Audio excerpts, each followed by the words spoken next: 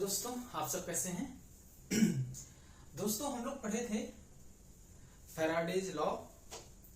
इसमें जो फैराडे साहब हैं उन्होंने हमें एक नियम बताया था, इलेक्ट्रोमैग्नेटिक इंडक्शन रूल।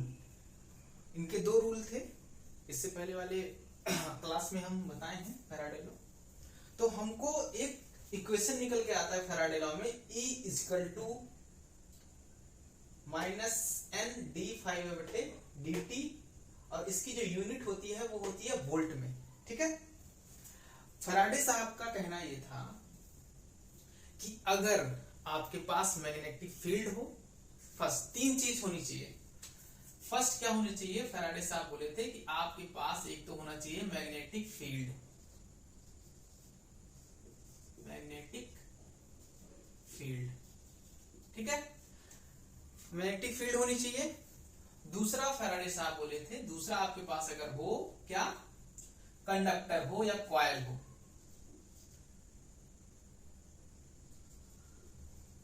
कंडक्टर हो या कॉइल हो। ठीक है। तीसरा सबसे इंपॉर्टेंट चीज जो बताए थे फैराडे साहब, वो ये बताए थे कि इन दोनों के बीच तीसरा जो है वो हो क्या, रिलेटिव मोशन हो। Relative motion. अब देखो, फैराडे साहब जब एक कॉइल लिए थे, इससे पहले वाले हम क्लास में बताए हैं कि एक कॉइल था, ठीक है, उसमें गैल्वेनोमीटर लगाए हुए थे। ठीक है, एक कॉइल था, उसमें गैल्वेनोमीटर लगाए हुए थे, और उस कॉइल के पास में एक मैग्नेट था, वो रखे हुए थे। ठीक है। जब कॉइल के पास में मैग्नेट केवल रखा हुआ था, उस समय जो हमारा गैल्वेनोमीटर है उसमें कोई डिफ्लेक्शन नहीं हुआ। गैल्वेनोमीटर जनरली माइनर, एकदम सूक्ष्म रीडिंग के लिए, मेजर करने के लिए, सूक्ष्म वैल्यू मेजर करने के लिए हम यूज करते हैं। ठीक है। गैल्वेनोमीटर लगा था उस कॉइल में, और उस कॉइल के पास में हमारा रखा हुआ था मैग्नेट। अब जब ये दोनों तो थे, ये दोनों हो गए, एक तो मैग्नेटिक फील्ड हो गया, क्योंकि मैग्नेट है तो उसके मैग्नेटिक फील्ड जनरेट होता है, उसमें नॉर्थ टू साउथ निकलता है। कोई भी अगर हमारा मैग्नेट है, जैसे ये हमारा अगर मैग्नेट है, ठीक है, नॉर्थ पोल साउथ पोल, ठीक है, तो मैग्नेटिक फील्ड ऐसे निकलेगा, चुंबकीय बल रेखाएं। ठीक है, मैग्नेट था। दूसरा क्या था, एक कंडक्टर था, एक कॉइल था, जिसमें हम गैल्वेनोमीटर लगा था। हम मतलब फैराडे साहब गैल्वेनोमीटर लगा रखे थे उसमें। ठीक है। एक क्या था, एक कॉइल लिए थे, एक कॉइल लिए थे ऐसे, और इसी में लगाए हुए थे गैल्वेनोमीटर। इसी कॉइल में गैल्वेनोमीटर लगाए हुए थे। ठीक है। अब ये दोनों चीज तो हो गई। एक हमको क्या मिल गया, एक कंडक्टर मिल गया या कॉइल, और मैग्नेटिक फील्ड। लेकिन जब ये दोनों पास में रखे हुए थे, तो इस गैल्वेनोमीटर में कोई भी हरकत, मतलब कोई चेंजेस नहीं हुआ। गैल्वेनोमीटर एज इट इज रहा, उसमें कोई भी हल्का सा भी डिफ्लेक्शन नहीं हुआ, कोई चेंजेस नहीं हुआ। ठीक है। अब तीसरा क्या है जरूरी, रिलेटिव मोशन। अब फैराडे साहब क्या किए कि ये जो मैग्नेट है, इस मैग्नेट को इसके पास में लेके आए, तब देखे कि इसमें थोड़ा सा डिफ्लेक्शन हुआ। गैल्वेनोमीटर थोड़ा सा कुछ रीड किया, इसको कुछ एहसास हुआ कि इसमें, इस कंडक्टर में कुछ चेंजेस हुआ। ठीक है। अब ये जो हमारा मैग्नेट है, ये बार बार इसके पास लेके जाते थे, इससे दूर लेके जाते थे। दैट मीन्स पास लेके जाते थे, दूर लेके जाते थे। इसका मतलब ये है कि रिलेटिव मोशन आ गया। रिलेटिव मोशन आ गया। ये जो मैग्नेट था, इसके पास आया फिर दूर गया, पास आया फिर दूर गया। ठीक है। दैट मीन्स इस कंडक्टर और इस मैग्नेट दोनों के बीच क्या हो गया, रिलेटिव मोशन स्थापित हो गया। ठीक है। रिलेटिव मोशन जैसे स्थापित हुआ, जैसे ही रिलेटिव मोशन स्थापित हुआ, उस समय फिर इस कंडक्टर में हमारा ईएमएफ जनरेट हो जाएगा। ईएमएफ जनरेट हो जाएगा, जो कि क्या निकल के आया था, E equal to minus n d five by d t. अब देखो डी फाइव बाई बटे डी टी मतलब E जो है, जो वोल्टेज है वो वोल्टेज किस पे डिपेंड कर रहा है, डी फाइव बाई बटे डी टी पे। दैट मीन्स कि जितना किसी पर्टिकुलर टाइम में जितना फ्लक्स हमारा चेंज होगा, किसी पर्टिकुलर टाइम में जितना फ्लक्स हमारा चेंज होगा उस पर डिपेंड करेगा कि कितना वोल्टेज होगा। दैट मीन्स फ्लक्स किसी पर्टिकुलर टाइम में कितना चेंज होगा। फ्लक्स कैसे चेंज होगा, फ्लक्स चेंज होगा जब इन दोनों के बीच रिलेटिव मोशन होगा। ठीक है, फ्लक्स कितना कटेगा, चेंजेस होगा इन द सेंस, जैसे जो फ्लक्स है इसका जो निकल रहा है फ्लक्स, ये इस कंडक्टर के पास में आने से कट रहा है, तो कितना पर्टिकुलर किसी टाइम में कितना फ्लक्स कटा, कितना फ्लक्स चेंज हुआ। ठीक है, किसी पर्टिकुलर टाइम में the rate of change of flux, the rate of change of flux is directly proportional to E.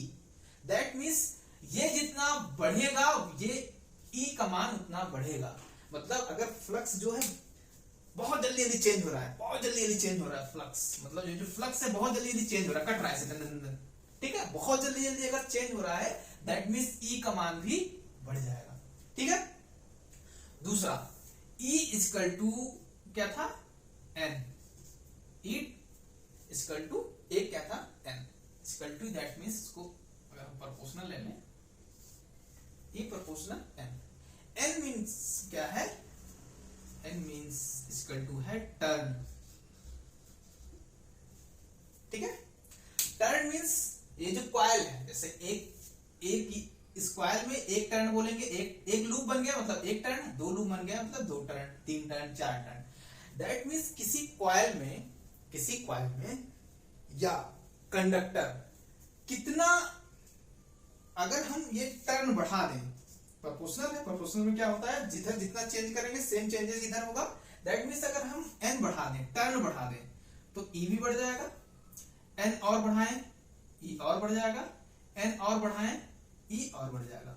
That means जो वोल्टेज है वो डिपेंड करता है टर्न पे। ठीक है, टर्न्स मीन्स कॉइल का कितना टर्न है, या अगर कंडक्टर के फॉर्म में लें, ये कंडक्टर ही है, दो कंडक्टर को मिलकर कॉइल बना हुआ है, तो अगर हम कंडक्टर बढ़ाते जाएंगे दैट मीन्स हमारा वोल्टेज E का मान जो है बढ़ता जाएगा। ठीक है, अब देखो इसी कॉन्सेप्ट पे, ठीक है, एक तो rate of change of flux से हमारा वोल्टेज बढ़ रहा था और नंबर ऑफ टर्न से हमारा वोल्टेज बढ़ रहा था। अब जो हमारा अल्टरनेटर जो डिजाइन होता है,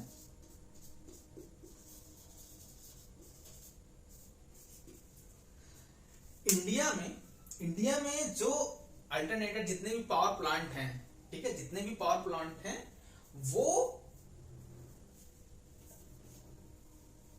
कितने केवी का वोल्टेज जनरेट करते हैं, तो इंडिया में हमारे जितने भी पावर प्लांट हैं सारे 11 केवी का जनरेशन होता है। सारे जो हमारे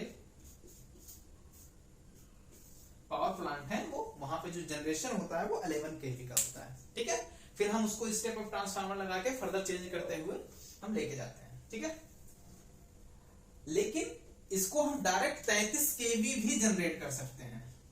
कोई ऐसा अल्टरनेटर लगाएं वो डायरेक्ट 33 केवी भी जनरेट करके हमको दे देगा जो अल्टरनेटर होगा। ठीक है, तो जनरली फॉरेन या मतलब जितने फॉरेन कंट्रियां हैं कई सारी, वहां पे डायरेक्ट 33 केवी का जनरेशन होता है, लेकिन हमारे इंडिया में 11 केवी का जनरेशन होता है। ठीक है, अब जनरेशन 11 केवी का है, 11 के मतलब किलो, बी मतलब वोल्ट। ठीक है, 11,000 वोल्ट, 11,000 वोल्ट।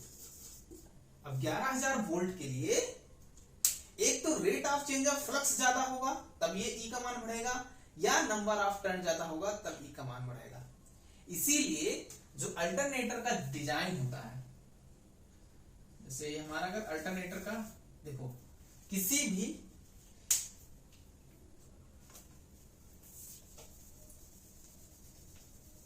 जो क्लोज मोटर अगर मान लें या फ्रेम मान लें, ठीक है, जैसे मोटर में क्या होता है, दो पार्ट होता है, एक को हम बोलेंगे स्टेटर, इसको हम स्टेटर बोलेंगे, और एक अंदर का पार्ट होता है जिसको हम बोलेंगे रोटर। ठीक है, दो पार्ट होता है, एक स्टेटर होता है, एक रोटर होता है। ठीक है, अब देखो जनरली मोटर में हम देखते हैं कि जो हमारा रोटर होता है, आर्मेचर होता है, वो मूव करता है, और स्टेटर जो हमारा फिक्स फ्रेम रहता है, जो हमारा फिक्स बॉडी रहता है, उसमें जनरली हमारी क्या है, फील्ड वाइंडिंग रहती है। ठीक है, जनरली स्टेटर में हमारी फील्ड वाइंडिंग रहती है मोटर केस में। लेकिन अब हमको नंबर ऑफ टर्न बढ़ाने हैं, क्योंकि वोल्टेज ज्यादा चाहिए जनरेट करने के लिए, नंबर ऑफ टर्न बढ़ाने हैं।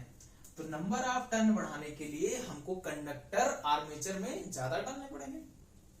सपोज दैट ये हमारा जो रोटर है, जो आर्मेचर है, इसमें हम कंडक्टर ढेर सारा इंसर्ट कर देंगे। वोल्टेज बढ़ाने एन पे भी डिपेंड कर रहा है, देखो इस पे तो डिपेंड कर ही रहा है, इसमें भी डिपेंड करेगा। अगर दोनों हम साथ साथ, अगर हम इसको भी बढ़ा रहे हैं, इसको भी बढ़ा रहे हैं, तो हम अचीव कर लेंगे। एक ही चीज को चेंज करके दूसरे को कुछ ना करें तो हम अचीव नहीं कर पाएंगे। ठीक है, अब हम आर्मेचर या रोटर में अगर हम कंडक्टर इंसर्ट कर दिए ढेर सारा, तो ढेर सारा कंडक्टर इंसर्ट करने के लिए क्या होगा, उसकी साइज बढ़ जाएगी। जो रोटर है, आर्मेचर है, उसकी साइज बढ़ जाएगी। ठीक है, अब आर्मेचर या रोटर की साइज बढ़ी, बहुत ज्यादा बढ़ गई, क्योंकि नंबर ऑफ कंडक्टर हमको ज्यादा इंसर्ट करने हैं, कॉइल ज्यादा बनानी है, वाइंडिंग ज्यादा करना है उसमें। अब क्या है, बहुत बड़ा रोटर हो गया, बहुत बड़ा रोटर हो गया। तो देखो इसी कॉइल में ही ईएमएफ जनरेट होगा। ठीक है, इसी कॉइल में ही ईएमएफ जनरेट होगा, और वोल्टेज का रिलेशन होता है किससे, इंसुलेशन से। वोल्टेज का जो रिलेशन होता है वो इंसुलेशन से। इसमें हमको तगड़ा इंसुलेशन करने की जरूरत पड़ेगी, प्लस कूलिंग के लिए दिक्कत होगा बहुत, और बहुत बड़ा अगर आर्मेचर होगा या रोटर होगा तो सबसे बड़ा जो दिक्कत आएगा, इसको घुमाने में दिक्कत आएगा।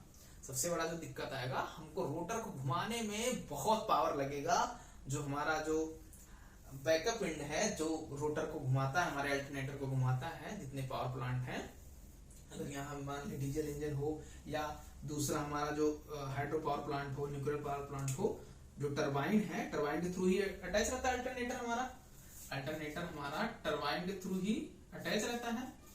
ठीक है, तो उसको ज्यादा पावर खर्च होगा घुमाने में। अब हमको लेकिन ये चाहिए, रिलेटिव मोशन चाहिए, जो फैराडे साहब बताए थे कि ये दो आपको चाहिए, तीसरा चाहिए रिलेटिव मोशन चाहिए। रिलेटिव मोशन का मतलब, जैसे अभी हम यहां देखे थे कि ये जो कॉइल था, जो हमारा मैग्नेट था, मैग्नेट को क्या हम कर रहे थे, ये फिक्स था, इसको आगे ले जा रहे थे, इसको पीछे ले जा रहे थे, तब रिलेटिव मोशन होता था। या ये यहीं रहे, हम इसको आगे पीछे करें, दोनों में से कोई आगे पीछे जाए या दोनों आगे पीछे जाए, कोई दिक्कत नहीं है। सेम डायरेक्शन में भी रिलेटिव मोशन होता है, अपोजिट डायरेक्शन में भी रिलेटिव मोशन होता है। क्लियर? अब देखो इन दोनों के बीच हमको रिलेटिव मोशन करवाना है, जो स्टेटर है और जो रोटर है। ठीक है, लेकिन यहां बात ये आ रही है कि अगर हम रोटर को घुमाएंगे तो दिक्कत आएगी। इसीलिए अल्टरनेटर में ये क्वेश्चन बहुत इंपॉर्टेंट है, कई कंपटीशन में पूछा है कि जो अल्टरनेटर होता है उसमें जो कंडक्टर होता है वो स्टेटर में फिक्स होता है या रोटर में फिक्स होता है। दैट मीन्स जो कंडक्टर कॉइल होती है, जो कंडक्टर होता है, वो कौन से स्लॉट में इंसर्ट होता है, रोटर वाले में होता है या स्टेटर वाले में। तो देखो, क्योंकि रोटर का साइज काफी बड़ा हो जाएगा अगर हम ये एन को बढ़ाएंगे, कॉइल को बढ़ाएंगे, कंडक्टर को बढ़ाएंगे। इसीलिए अल्टरनेटर में जो कंडक्टर होता है वो हम स्टेटर में इंसर्ट करते हैं, क्योंकि स्टेटर फिक्स पार्ट है तो इसको घुमाने की कोई जरूरत है नहीं, तो इसको घुमाना नहीं पड़ेगा। जितने भी जो हमारे कंडक्टर होते हैं वो हम फिक्स कर देंगे किसमें, स्टेटर वाले पार्ट में। इसमें क्या है कि ये फिक्स पार्ट है, स्टेटर फिक्स पार्ट होता है, स्टेटर, क्योंकि ये भी क्वेश्चन में कभी पूछता है, सिंपल सा है कि स्टेटर फिक्स पार्ट होता है कि रोटेटिंग पार्ट होता है। ठीक है, आर्मेचर या रोटर फिक्स पार्ट होता है कि रोटेटिंग पार्ट होता है, बहुत इजी है, लेकिन पूछ लेता है ये भी। ठीक है, तो ये हमेशा ध्यान रखना कि स्टेटर जो होता है, जो स्टेटर होता है वो फिक्स पार्ट होता है, जो रोटर होता है वो मूविंग पार्ट होता है। ठीक है, ये जो फिक्स पार्ट है ये मूविंग पार्ट है। ठीक है, अब क्योंकि स्टेटर फिक्स पार्ट है तो इसको घुमाने में कोई दिक्कत, क्योंकि घूमना है नहीं, तो हम क्या करते हैं, जनरली क्या होता है कि जो हमारा कंडक्टर है वो स्टेटर में लगा रहता है। यहाँ पे क्योंकि हमको नंबर ऑफ कंडक्टर बढ़ा देंगे तो ई बढ़ जाएगा, वोल्टेज बढ़ जाएगा, इसीलिए हम यहाँ पे इजिली इंसर्ट कर देते हैं कंडक्टर। ठीक है, अब स्टेटर में कंडक्टर फिक्स करते हैं तो दो चीज है कि स्टेटर क्योंकि घूमता नहीं है, तो इजिली क्या होता है कि इस कंडक्टर में ईएमएफ जनरेट होगा, तो हीटिंग भी होगी, तो इसके लिए हम यहाँ पे इजिली कूलिंग की व्यवस्था भी कर सकते हैं, क्योंकि फिक्स पार्ट है, जाहिर सी बात है इसको कूलिंग की भी व्यवस्था कर सकते हैं। एयर डक्ट्स बना देंगे रेफ्रिजरेंट के थ्रू, कैसे भी करके, दैट मीन्स हम इसको क्या करेंगे, कूल कर सकते हैं इजिली। ठीक है, इंसुलेशन भी प्रॉपर कर सकते हैं, और यहां से इजिली हम जो ई होगा, वोल्टेज होगा, वो हम इजिली स्टेटर से क्या करेंगे, ले सकते हैं 3 फेज। ठीक है, 3 फेज पावर हम ले सकते हैं। ठीक है, अब देखो ये कई बार पूछा है कि अल्टरनेटर में जो आर्मेचर वाइंडिंग होती है या जो कंडक्टर होता है वो कहां पे इंसर्ट होता है, कहां फिक्स होता है, कहां लगाया जाता है, तो उसका आंसर हमें क्या देना है, उसका आंसर होगा कि जो कंडक्टर है वो स्टेटर, जो फिक्स पार्ट है, कभी कभी स्टेटर दे देता है, कभी फिक्स पार्ट में बोल देगा, तो जो फिक्स्ड वाला पार्ट होता है वो स्टेटर होता है, और जो कंडक्टर होता है वो इसी में इंसर्ट होता है, क्योंकि हमको कंडक्टर बढ़ाना है, कॉइल बढ़ानी है। ठीक है, अब देखो जो फील्ड वाइंडिंग है, दैट मीन्स यहां पे, अब देखो यहां पे क्या होता है कि यहां पे वाइंडिंग होती है, फील्ड वाइंडिंग। ठीक है, क्योंकि यहां पे भी हमको NS पोल जनरेट करना है, क्योंकि मैग्नेट फील्ड चाहिए ना, ये तो कंडक्टर हो गया, तो मैग्नेट फील्ड जो हम बनाते हैं वो यहां बनाते हैं, जो मैग्नेट फील्ड बनाते हैं वो हम रोटर में बनाते हैं। ठीक है, तो पूछता है कि फील्ड वाइंडिंग कहां पे होती है, स्टेटर में होती है, रोटर में होती है, तो अल्टरनेटर के केस में जो फील्ड वाइंडिंग होती है वो होती है रोटर में, और जो आर्मेचर वाइंडिंग होती है, जो कंडक्टर होता है, वो होता है स्टेटर में।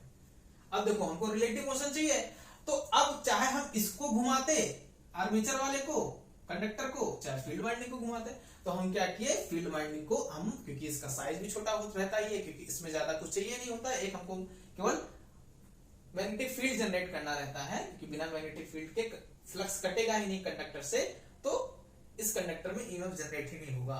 3 चीज तो चाहिए, हमेशा ध्यान रखना, जो फैराडे साहब बोले हैं 3 चीज तो आपके पास चाहिए, बिना इन तीनों में से अगर कोई भी नहीं है तो कुछ नहीं होगा। इन तीनों में से बिना एक, तीनों के ईएमएफ जनरेट ही नहीं होगा। 3 तो ये चाहिए, मैग्नेटिक फील्ड होगा, कंडक्टर या कॉइल हो, या रिलेटिव मोशन। क्लियर? अब देखो इसको हम इजीली घुमा देंगे। अब ये जो रोटर घुमा, जो हमारा आर्मेचर घुमा, ये कनेक्ट रहता है किससे, ये कनेक्ट रहता है हमारा टरबाइन से, ये कनेक्ट रहता है हमारा कैसे, टरबाइन से, ये हमारा टरबाइन से कनेक्ट रहता है, तो ये मैग्नेटिक फील्ड घूमेगा, क्योंकि इसमें नॉर्थ और साउथ पोल, 2 पोल जनरेट हुआ, तो इसमें मैग्नेटिक फील्ड जो जनरेट हुआ वो फील्ड इस कंडक्टर से कट होगा, तो d∅dt, इसको हम, अब देखो अल्टरनेटर की जो स्पीड होती है, ठीक है, 2 स्पीड होती है, एक सिंक्रोनस स्पीड होती है, सिंक्रोनस स्पीड में 1500 आरपीएम की एक स्पीड का होता है, एक होता है 3000 आरपीएम का। ठीक है, 2 टाइप के हमारे अल्टरनेटर होते हैं, एक की स्पीड जो रहती है 1500 आरपीएम रहती है, एक 3000 आरपीएम। सिंक्रोनस स्पीड डिपेंड करता है किस पे, इसको डिटेल में और बताएंगे जब हम अल्टरनेटर पढ़ाएंगे, ये तो बस इसके थ्रू इसका रिलेशन बता रहे थे। ठीक है, NS इक्वल टू होता है 120 F/P। ठीक है, अगर 2 पोल का मोटर है, 2 पोल का मोटर है तो क्या होगा, 3000 आरपीएम स्पीड मिलेगी, और अगर 4 पोल का मोटर है तब 1500 आरपीएम का मिलेगा। तो यहां से निकलता पोल के अकॉर्डिंग इसकी जो स्पीड है वो घटती बढ़ती है। ठीक है, इस तरह से हमारा अल्टरनेटर डिजाइन होता है। हमारा स्टेटर पार्ट में कंडक्टर रहता है। ठीक है, तो ये इसके साथ रिलेशन था, इसलिए इसको यहाँ पे बताएं हम। बाकी इस alternator, synchronous motor, induction motor, single phase motor, सारा हम एक एक टॉपिक कवर करेंगे। ठीक है, एक एक टॉपिक कवर करेंगे, डीपली बताएंगे, एग्जाम पॉइंट ऑफ व्यू से बताएंगे कि जो जो क्वेश्चन पूछता है मैक्सिमम बार पूछा है, जिसमें अगर आप पढ़े नहीं है, कंसेप्ट नहीं क्लियर है, तो आप नहीं कर पाएंगे। ठीक है, लेकिन अगर प्रॉपर हमारी क्लास आप अटेंड करते रहेंगे तो आई होप सारे क्वेश्चन आप हल कर लेंगे। ठीक है, आप इसको नोट कर लीजिए, कुछ और बताएंगे।